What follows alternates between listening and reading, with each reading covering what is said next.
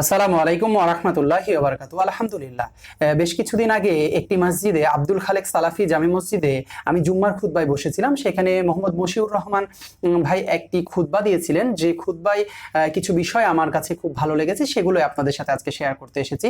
সে জুম্মার খুতবায় মশিউর ভাই যে বিষয়টি বলছিলেন, আমরা অনেক সময় আমাদের পরিবারের জন্য কিছু খরচ করি। কেউ পরিবারের চিকিৎসার জন্য আমরা খরচ করি। ধর, কথার কথা, কারো পরিবারে চিকিৎসার জন্য 1 লাখ টাকা ব্যয় হয়ে গেলে আমরা মনে করি যে 1 লাখ টাকা লস হয়ে গেল, চিকিৎসা বাবদ নষ্ট হয়ে গেল।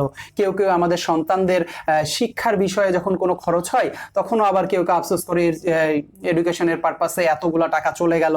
কেউ কেউ আমরা বলি যে বাসায় অনেকগুলো মেহমান আসছে, খরচ হয়ে গেল, অনেক টাকা বাজার হয়ে গেল, মেহমানকে কিছু দিতে হলো বাজারের। তো আমরা অনেক সময় এইসব বিষয় নিয়ে অনেক আফসোস করি যে আমার, কারো কারো আবার টাকা পয়সা হারিয়ে গেলে আমরা আফসোস করি। তো মশিউর ভাইয়ের জুমার খুতবার অনেকগুলো বিষয়ের ভিতরে একটি বিষয় ছিল, আমরা যে আমাদের পরিবারের জন্য যে খরচগুলো করি, এগুলো কিন্তু আল্লাহ সুবহানাহু ওয়া তাআলা একটি সাদাকা হিসাবে আমাদের জন্য লিপিবদ্ধ করে। অর্থাৎ আপনি পরিবারের চিকিৎসার জন্য যে খরচটি করেছেন, এটা কিন্তু আপনার বিফলে যায়নি, এটি আপনার সাদাকা হিসাবে এটা আল্লাহ সুবহানাহু ওয়া তাআলার কাছে লিপিবদ্ধ হয়েছে, যেটা আপনি মৃত্যুর পরের আখিরাতের জীবনে এইটা আপনি বহুগুণে বৃদ্ধি হয়ে ইনশাআল্লাহ আপনি রিটার্ন পাবেন। তো আমরা অনেক সময় পরিবারের এই বিষয়গুলো, আমরা অনেক সময় শয়তান আমাদেরকে ধোঁকা দেয় যে পরিবারের জন্য খরচ করছো, এই শপিং এর জন্য খরচ হয়ে যাচ্ছে, চিকিৎসার জন্য খরচ হয়ে যাচ্ছে, এডুকেশনের পারপাসে খরচ হয়ে যাচ্ছে, তোমার তো টাকাগুলো নষ্ট হচ্ছে, তোমার তো ক্ষতি হয়ে যাচ্ছে। আসলে এগুলা কিন্তু আমাদের পরিবারের জন্য যে খরচটা হয়, এটা সাদাকা হিসাবে আল্লাহর কাছে জমা থাকে। তো আমাদের যদি পরিবারের জন্য কিছু খরচ হয়ে যায়, আমরা আফসোস করব না, আমরা আল্লাহর কাছে শুকরিয়া করব যে আল্লাহ আপনাকে পরিবারের জন্য খরচ করার তৌফিক দিয়েছেন। এবং আল্লাহর কাছে যখন আমরা শুকরিয়া করব, আল্লাহ আমাদের নিয়ামতকে আরো বহুগুণে বৃদ্ধি করে দিবেন ইনশাআল্লাহ।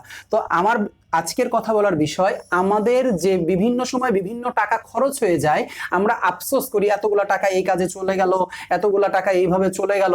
তো আমাদের এটা আফসোসের কিছু নাই, আমাদের এটা আসলে পজিটিভলি আমরা নিব যে আমাদের এটা দান হিসাবে, সাদাকা হিসাবে এটা আমাদের অ্যাকাউন্টে জমা হয়েছে, যেটা আমাদের দুনিয়ার ব্যাংকে না, আমাদের আখিরাতের ব্যাংকে গেছে, যে এটা আমাদের বহুগুণে বৃদ্ধি হয়ে আমরা ইনশাল্লাহ এটা একসময় পাবো। তো আমাদের পরিবারের জন্য, আত্মীয় স্বজনের জন্য, প্রতিবেশীর জন্য, বা এই যে মানুষগুলা যাদের প্রয়োজন, তাদেরকে যখন আপনি টাকা দিবেন, এইটা আসলে আপনার পরকালে জমা থাকবে। এইটা নিয়ে কখনো আফসোস আমরা করব না।